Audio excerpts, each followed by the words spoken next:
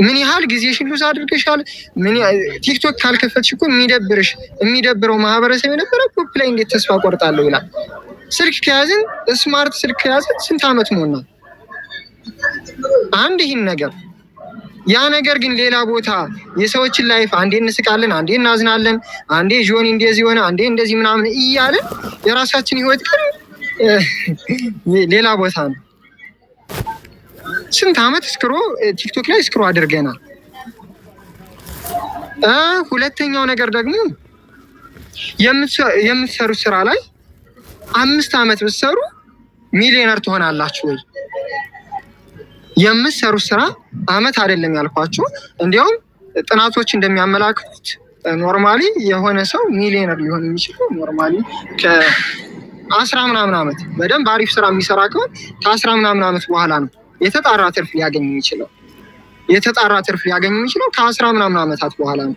እስኪ አባቶቻችን ምናምን እዩ እስኪ በስንት ዓመታቸው ነው እስኪ ሚሊዮነር የሆኑ ወይም ሳይሳካላቸው የሚቀሩ ግን 20 ዓመት 10 ምናምን 30 ምናምን ዓመት እየለፉ ማለት ነው። አያችሁበት? ያለንበት ዘመን ግድ መቀጥቀጥ አይደለም። ያላችሁ ስራ 5 ዓመት 10 ዓመት ብትሰሩ ሚሊዮን የሆኑ የተጣራ ገንዘብን ታገኙበታላችሁ ወይ? የገንዘብ የጊዜ ነፃነት ታገኙበታላችሁ ወይ? የምትሰሩ ስራ የት ነው የሚያደርሳችሁ? ገብቷችኋል? የት ነው የሚያደርሳችሁ? ይህን ቤተሰቦቻችን ይህን ያህል ዓመት ሚሊዮነር ለመሆን ከፈጀባቸው ነገር ግን ደግሞ ትልቅ ገቢ እስከ 38 እስከ 37 ሚሊዮን ከሆኑ ኢንዲያን የሚሰሩበት በጣም ሪከርድ የሰበረ በጣም ትልቅ ገቢ የሚገኝበት ፕላትፎርም ማለት እንግዲህ ፖፕ ነው። ገብቷችኋል አይደል? አሁን መሸከም ምናምን አይደለም፣ ለራሳችሁ ልጠይቁት የሚገባ ነገር። ስለዚህ አንደኛ የምጠይቀው ጥያቄ ስንት ዓመት ቲክቶክ ላይ ስክሮ አድርጋችሁ ሰለቼ ያላላችሁ ለምን እዚህ ጋር ሰለቼ ትላላችሁ? ሁለተኛው ፖፕ 1 ዓመት እንደው በትልቁ እንደው ተውትና እስኪ ዓመት እንበለውና ዓመት ሰርታችሁ እስካላችሁ ድረስ በህይወት እስካላችሁ 10 ምናምን ዓመት 20 ምናምን ዓመት ፋም የምትሉበትን እድል መክፈት እያለባችሁ 5 ዓመት 10 ዓመት አሁን በምትሰሩት ስራ ብትሰሩ ምን ያህል ገቢ ታገኛላችሁ? ሚሊዮነር ትሆናላችሁ ወይ? የተጣራ ሚሊዮን ገንዘብ ታገኛላችሁ ወይ? ይሄን ራሳችሁ እንድጠይቁ ፈልጋለሁ። ተስፋ ለመቁረጥ አዝማሚያው ያላችሁ ሰዎች ወይም ትንሽ ወረድ እያላችሁ የመጣችሁ የሆነ ያህል ፐርሰንት በቃ ውስጣችሁ ላይ እንደዚህ አይነት አንድ ኤጀንትም ሊሆን ይችላል፣ ስታር የትኛውም ሊሆን ይችላል። ውጤታማ ለመሆን የፈለገ ሰው መጀመሪያ በፖፕ ኮንፊደንስ ሊኖረው ይገባል። አንድ ኤጀንሲ በፖፕ ኮንፊደንስ ሊኖረው ይገባል። ምን አይነት ኮንፊደንስ? በቃ በፖፕ እለወጣለሁ። እኔ የራሴን ልንገራችሁ። ከእንቅልፍ የተነስቼ ፖፕ ነው በቃ ስተኛም በቃ ግድ ሆኖብኝ ነው እንጂ በተኛት አልፈልግም። ባልተኛው ሁላ ደስ ይለኛል። አንገብጋቢ ጉዳይ ያለ እንዴት ይተኛል? ገብቷችኋል? እንዴት እስኪ ወደ ኋላ የምንልበት አሁን እስኪ እንደኛ ኑሮ አሁን ይሄን እንደው እስኪ ወደ ህይወታችን ትክክለኛ እስኪ ማይንድ ሴታችን ላይ ሚዛናዊ የሆነ ፖዚቲቭ የሆነ አስተሳሰብ ይዘን እስኪ ማይንዳችንን ጠይቀው እስኪ ለራሳችሁ። ወይኔ እስካሁን የት ነበርኩ? ፖፕ ላይ ተጠቅሜ ምን ላይ ነው አሁን እኮ ነው የምትሉት ቤተሰብ። ራሳችሁን አስክ ልታደርጉበት ይገባል። ራሳችሁን አስክ ካላደረጋችሁ፣ ራሳችሁን ካልጠየቃችሁ ለውጥ ሊመጣ አይችልም። ስለዚህ በምትሰሩ ስራ ምን ያህል ዓመት ሚሊዮን የተጣራ ገንዘብ ታገኛላችሁ? ይህን ጠይቁት፣ ለራሳችሁ ያዙ። አንደኛ ይህ ነው። እስኪ 2 ጠቀስና፣ ሶስተኛው ነገር ደግሞ እስኪ እንዴው ውጤት አልመጣልኝም የምትሉ ሰዎች እስኪ ምን ያህል እየሰራችሁ ነው? ምን ያህል ለፖፕ ጥረት እያደረጋችሁ ነው? እውነት ዓላማው አላችሁ ወይ? እውነት ልጆቻችሁ እኮ ከእናንተ ነው ኮንፊደንስ የሚወስዱት። እዚህ ጋር አንድ ሌደር ካለ ፊራን አይተው ልጆቹ ፊራን የማይመስሉበት ምንም አይነት ምክንያት የለም። ምክንያቱም ዘርቶ ስለሚያሰራ። ሰላምዬም በተመሳሳይ፣ ሰሌም በተመሳሳይ ሁላችንም ሰርተን የምናሰራ ሌደሮች ከሆነ በቃ ጥሩ ነገር ነውና ምን ያህል ሰው በቀን እንጋብዛለን? መጋበዝ ብቻ አይደለም፣ ምን ያህሎቻችን ብቁ እናደርጋለን? መጋበዝ ብቻ 100 ሰው 200 ሰው ይመጣል ከቲክቶክ ወይም ደግሞ እዚህ ጋር ማብቃት የለም ጆይን እያደረገ ይወጣል። ከዛ ለውጥ የለም ይባላል። ገብታችኋል?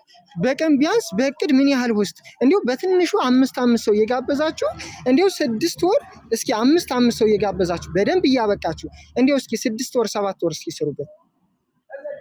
እስኪ ምን ያህል ለውጥ እንደምታመጡ ታዩታላችሁ።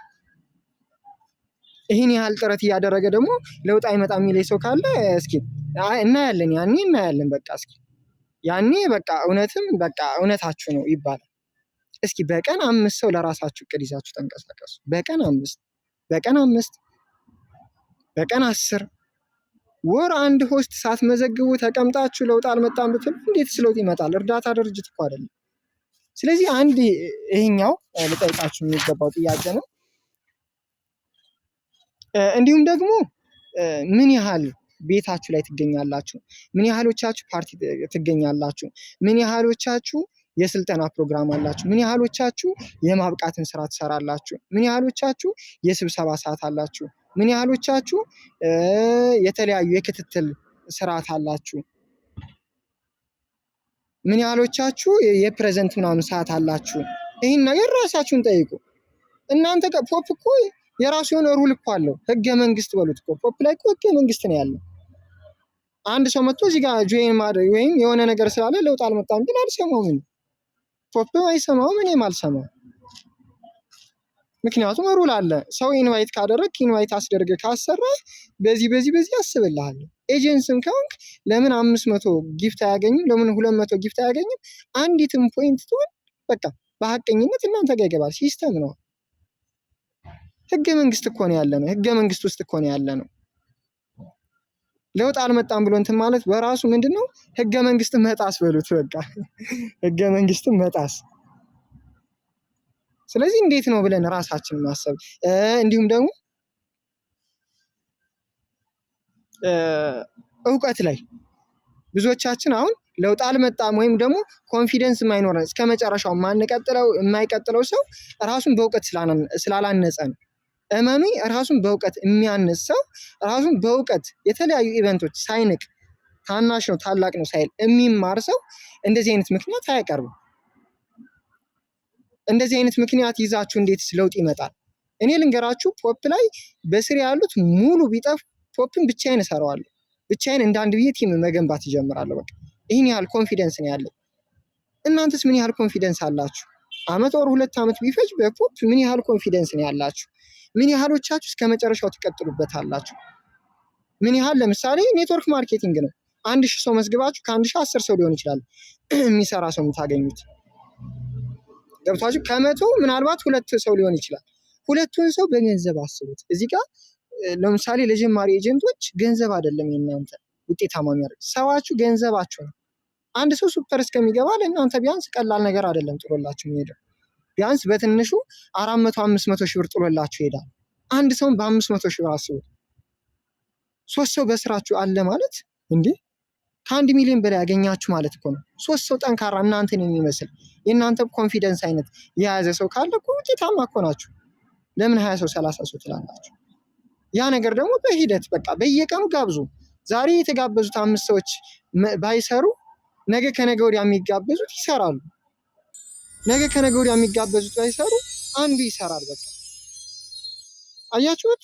ይሄ ነገር ነው ከራሳችን ጋር መለማመድ አፕዴት ማድረግ ያለብን። ስለዚህ እኔ እንዲሁ ተስፋ ቆረጥን ምናምን ለሚል ሰው እኔ በየትኛውም የስራ መስክ ምናምን ተሰማርታችሁ እናንተ ኢንቨስተር ካልሆናችሁ በዚህ ፕላትፎርም ተስፋ ቆርጬ ብትሉ እኔ እንጃ በራስ ላይ በቃ ድህነቴ፣ ተመሳሳይ ህይወቴ፣ ሽሮዬ ወይም የሆነ ነገር በቃ ወይም እኔ እንደ ሰው መሆን አልፈልግም። እኔ መኪና ቤት በቃ እናት አባቴ ስንት መስዋዕትነት የከፈሉ እህት ወንድሞቼ የተሻለ ህይወት አያስፈልጋቸውም፣ እኔም አያስፈልገኝም እንደማለት ነው። በቃ እኔ ዘመናዊ ባርነት የቅጥር ስራ ይሻለኛል፣ ወይም ደግሞ ጠዋት ወጥቶ ማታ በታክሲ የተጋፉ የምሰራው ስራ ነው የሚሻለኝ እንደማለት ነው። በቃ ይህ ነገር ማለት ነው። ያን ነገር በራሳችሁ ላይ እየወሰናችሁ ነው። ተውት። ሌላው እሺ ለምንድን ነው ለምሳሌ ተማሪዎችን እንመልከት። አብዛኛው የተማረ ሰው ነው ያለው። ለምንድን ነው የምትማሩት? እኔ ለምሳሌ ስማር የነበረው በቃ የራሴ የሆነ አላማ ነበረ። ያው ወደ ግቢ ምናምን እንትን ሳልል ያቋረጥኩት ኖርማሊ። ግን ምንድነው አላማ የነበረው ምንድነው በቃ በደንብ ተምሬ በተማርኩበት የስራ ዘርፍ በደንብ ውጤታማ ሆኜ ምንድነው እንደዚህ ሆኖ ያስተማሩኝን ቤተሰቦችን እጦራለሁ። ቤተሰቦችን ለእናት ለአባቴ ስንት ሆኖ ያደረጉኝን የሆነ ደረጃ ደርሳለሁ ብዬ ነው አይደለ? እስኪ ተማሪዎች ለምንድን ነው የምትማሩት? እስኪ ኮመንት ላይ ጻፉልኝ። እኔ ገንዘብ ለማግኘት ነው። እናንተስ? እኔ ሀገርን ወይም በሙያዬ መስክ ሰዎችን ከማገልገል ባለፈ ትልቁ ነገር ግን ገንዘብን ለማግኘት ነው። ከትንሽነት ጀምሮ የራሴንም የቤተሰቦችንም እንደዛ ሆኖ ላስተማሩ ቤተሰቦች ለመድረስ ነው። እናንተስ ለምንድን ነው እስኪ የተማራችሁት? እስኪ ኮመንት ላይ የምትችሉ ሰዎች ኮመንት ላይ እስኪ ጻፉልኝ። ሙያችሁን ጥሉ ወይም ሙያችሁን አትውደዱ ማለት አይደለም፣ ግን እንዲሁ በተሻለ እኔ ለዛ ነው እና እስኪ እናንተን እስኪ ማወቅ ፈልጌ ነው።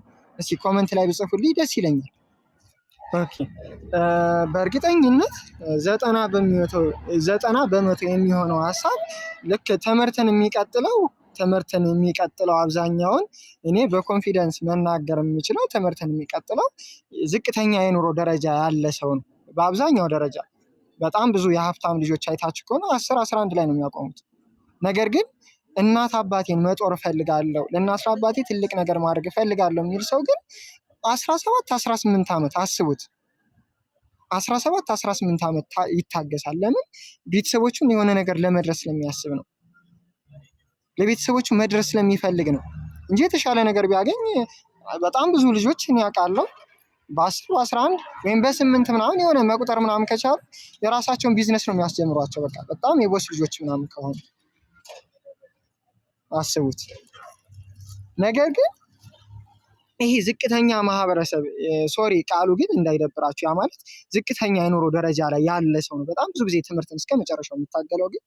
ግን ትምህርት ላይ እስከ መጨረሻው ታግሎ በጣም ብዙ ሰዎች እስኪ እኔ የማውቀው የሆነ ልጅ አለና በጣም በብዙ ስትራግሎችን የተማረው እና ደሴ ዩኒቨርሲቲ ላይ 3ኛ ወጥቶ ሽልማት ተሸልሟል ሁላ። በጣም በሚገርም ሁኔታ በጣም ፋስት ነው። በጣም እናቱ በቃ ወንዱና ነው እንትን ያለችው በጣም ብዙ ነገር እዚህ ደረጃ እንዲበቃ ያደረገችው። እሱም በጣም ይጥራል። በቃ ጎን ለጎን ስራ እየሰራ እንግዲህ ደሴ ዩኒቨርሲቲ 3ኛ የወጣ ሰው ስራ አጥቶ በቃ እየፈለገ ሁሉም ነገር አሁን ያለውን ሁኔታ ታዩታላችሁ። ሶሪ ወደ ፖለቲካ ምናምን እንዳትወስዱ፣ ግን ወደዛ ለመሄድ ምናምን ፈልጌ ሳይሆን አሁን ያለው ሙሉ በሙሉ በቃ የሆነ በሰው ወይም ደግሞ በገንዘብ ነው ያለው ነገር። አሁን ከዛ ልጅ ስራ አጣ።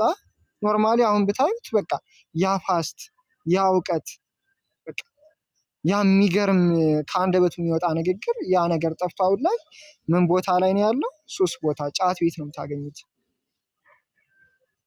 አስቡት እንግዲህ በትምህርት ቤት በደሴ ዩኒቨርሲቲ 3ኛ የወጣ ልጅ አሁን ላይ ጫት ቤት ነው ያለ። ብታዩት በቃ ሙሉ በሙሉ አእምሮ ትክክል አይደለም።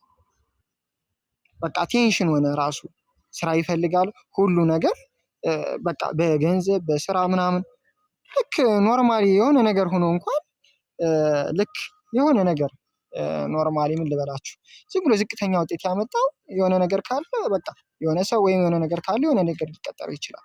ሁሉም ነገር በሰውና በገንዘብ ነው። አሁን ላይ አያችሁ፣ ተምራችሁ ዲግሪ ይዛችሁ 17-18 ዓመት እንኳን ቆይታችሁ ስራ ለማግኘት 3 ዓመት 4 ዓመት ትለፋላችሁ። አስቡት 20 ምናምን ዓመት ምንድን ነው የ5,000 ብር የ15,000 ብር ለዘመናዊ ባርነት ነው ይህን ያህል የምንዘጋጀው ማለት ነው። ለዘመናዊ ባርነት አስቡት።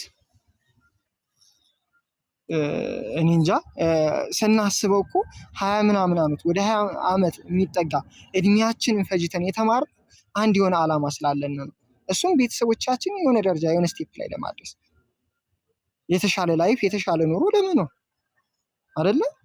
ነገር ግን የተሻለ ህይወት ልክ ኖርማሊ እንደ ሃይ ስኩል ተማሪዎች ወይም ደግሞ እንደ ግቢ ተማሪዎች እንደነ ፕራይም ፊራ እንደነ ኡሳም በቃ ኖርማሊ ግቢ ላይ ገና ሃይ ስኩል ተማሪ ሆኖ እንኳን ሚሊዮነር በቃ ደስ አይልም እንዴ? ዲፔንድድ ሳትሆኑ ጥገኛ ሳትሆኑ በቃ አያችሁ የራስን መቻል በቃ ምናልባትም ኖርማሊ ነገ ፊራ ወይም እሱ ነገ ተቀጥሬ ገንዘብ አገኛለሁ ሳይሆን ምናልባትም በተማሩበት የስራ ዘርፍ ወይም ሀገርን ለማገልገል ሊሆን ይችላል። ታርጌታቸው ያ ነገር አይሆንም። ገብቷችኋል?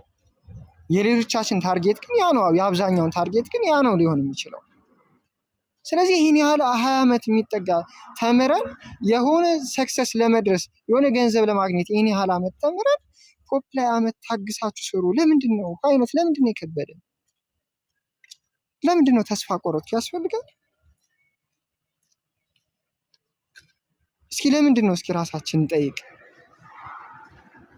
እንትን የሚባል ነገር አለ። ሶሪ አባባሉ ስንት ዓመት የሆነ ዓመት 50 ዓመት ይሁን 50 ዓመት ታውራ የቆየች ሰው እንደዛ አካባቢ የሆነ አባባል ይቻላል። 50 ዓመት ታውራ የቆየች ሴት ነገ ማታ አይንሽ ይበራል ኦር ነገ አይንሽ ይበራል ብትባል በቃ አልቆይም ነው ብቻ። እስኪ የምታስታውሱት ካላችሁ ብቻ አባባል 50 ዓመት አይነ ስውሩን የቆየች ሴት ነገ አይንሽ ወይም ማታ አይንሽ ይበራል ቢባል አልቆይም ትላለች ነው ምናምን የሚባል አባባል አለ። ስንት ዓመት ይህ በቅጥር ስራ ስንት ዓመት ከእጅ ወዳፍ ስንት ዓመት በቃ ቁርስ በልተን ምሳማን ደግሞ ወይም ቁርስ አንበላ የምንወጣ ወይም ደግሞ ኖርማሊ ያደረ ሽሮ ምናምን እየበላን ልጆቻችን እንደ ጎረቤት ማስተማር የተለያዩ ነገሮችን ማድረግ ያልቻልን ሰዎች በቃ ፖፕ ላይ መተን በአንድ ቀን ሰክሰስ መሆን ልክ የዛችን ተረት አምጥተን እዚህ ጋር ቁጭ እናደርገዋለን። አስቡት። ዛሬ እንዴት አድሬ ነው መሰለኝ እኔ እንጃ አባባሉን ብቻ ረስቼዋለሁ። በቃ ኢማጂን አድርጉ እንግዲህ አስቡት በደንብ ማይንድ ሴታችሁ ላይ በደንብ ልታስቀምጡት የሚገባ ነገር ነው። እና በቃ ፖፕ ላይ እኔ ውጤታማ አልሆንኩም ብላችሁ ብትጠይቁ እኔ እንጃ ይህን አስተሳሰብ ለራሳችን መውሰድ አለብን ብዬ አላስብም። በቃ ለራሳችን ይህን ነገር እኔ እንጃ አእምሯችንን ሊቀበሉ አይገባም። በቃ እንደዚህ አይነት ሴት መሆን የለብንም። ይህን ያህል ዓመት በቅጥር ያልተቆጨ ነው። እንዲሁም እኮ ፖፕ ላይ እንዲሁም የጸሎት የምላሽ ነው እንኳንም መጣህልኝ እንኳንም መጣ ብለን እኮ ነው መቀበል የነበረብን አይደለ? ለምን 2 ዓመት 3 ዓመት አይሆንም ፖፕ ላይ ሚሊዮነር ለምን አልሆነ?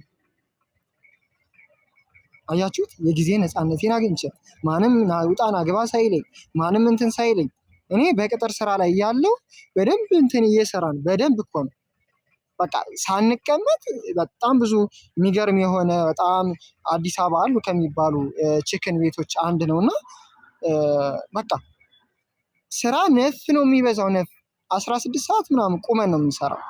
ቁመን ማለት ነው። እንደዛ ሆኖ 16 ሰዓት እየሰራን የሆነ 1 ሰዓት ምሳ እንኳን ለምሳሌ ምናልባት 1 ሰዓት ሊሆን ይችላል ምሳ የምንበላው። በቃ ምንም ፋታ የለም። እንደዛ መጡ ቦሶች መጥተው ይጨዋሉ። እንዴ ይሄ ለምንድን ነው ምናምን ቢዚ ሆናችኋል እኮ ሰው እኮ አጥሯል ምናምን። አያችሁት? ይህ ነው በቃ ዘመናዊ ባርነት። ምናልባት ይመስለኛል ብዙዎቻችን የቅጥርን ስራ አላየነውም። ዲፔንድድ ሆነን ቆይተናል ይመስለኛል። ዲፔንድድ ደግሞ የሁሉም ገደብ አለው። ጥገኝነት የሁሉም ገደብ አለው። ያ ማለት ተማሪዎች ምናምን ልትሆኑ ትችላላችሁ። እንግዲህ ኖርማሊ የሁሉም ገደብ አለው። ለምሳሌ አንድ ህፃን ኖርማሊ መጀመሪያ በደረቱ እንትን መሳብ ይጀምራል። ከዛ ዳዴ ማለት ከዛ በኋላ መሮጥ ይጀምራል። እስከ 2 ዓመት ጡት ይጠባል። አንድ ህፃን ግን ወይም ለምሳሌ የ10 ዓመት ወይም የ12 ዓመት ልጅ ግን ከእናቴ ጡት ካልጠባው ቢል አሁን እናት አባቱን እንኳን ደስ ይላቸዋል? ይሄ ነገር እናት አባት አሁን ይሄን ነገር ደስ ይላቸዋል?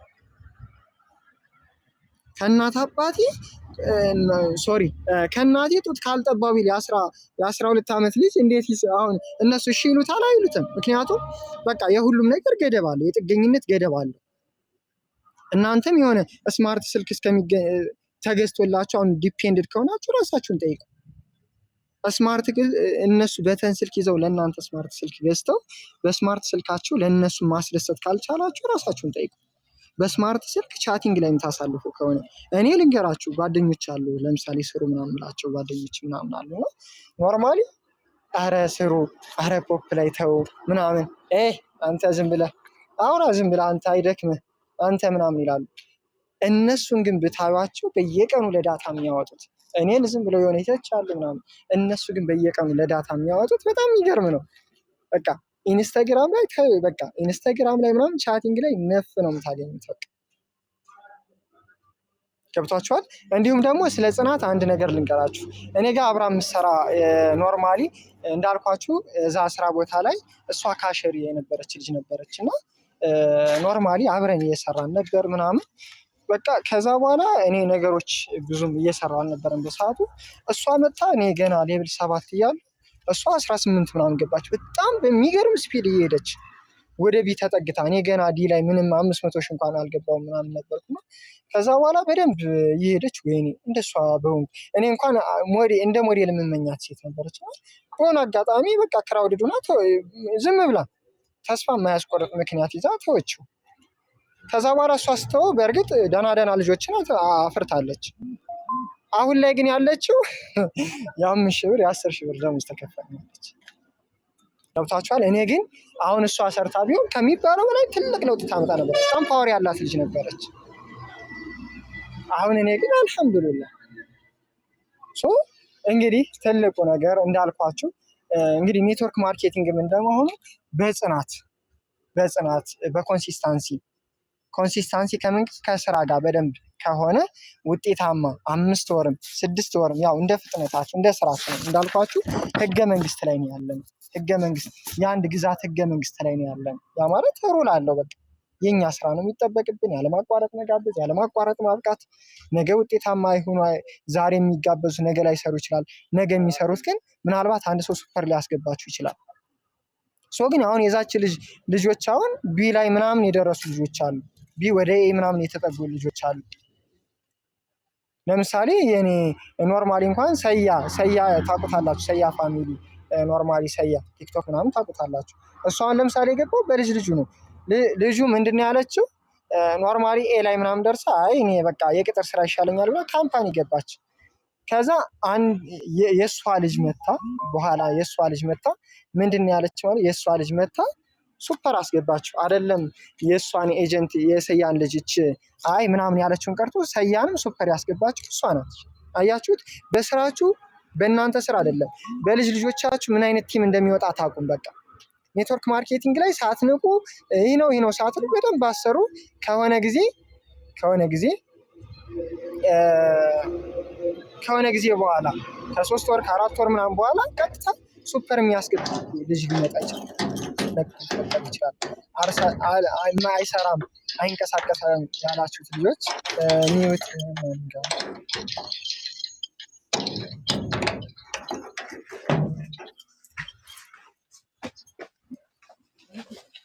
አይሰራም ያላችሁት ሰው የሆነ ሰዓት መጥቶ ተአምር ያሳያችኋል። እና ስለዚህ እንግዲህ ፖፕ ላይ አላማ ይኖራል። በአላማችን እቅድ ይኖራል። በእቅዳችን ደግሞ ምንድነው? በእቅዳችን ተመርተን በኮንሲስታንሲ ፕላትፎርም ላይ እንግዲህ በተግባር በፕራክቲስ በኮንሲስታንሲ እንስራ። ትዕግስት ይኖረን፣ ቅንነት ይኖረን። ይህ ነገርን አሟልተን መስራት ከቻለን እውነት ፖፕ ላይ ዝም ብሎ ጊዜ ሰጥቶ መስራት ወይም 24 ሰዓት መስራት ሳይሆን ድምፅ አለ። ሰሌ ሚውት አድርግልኛል።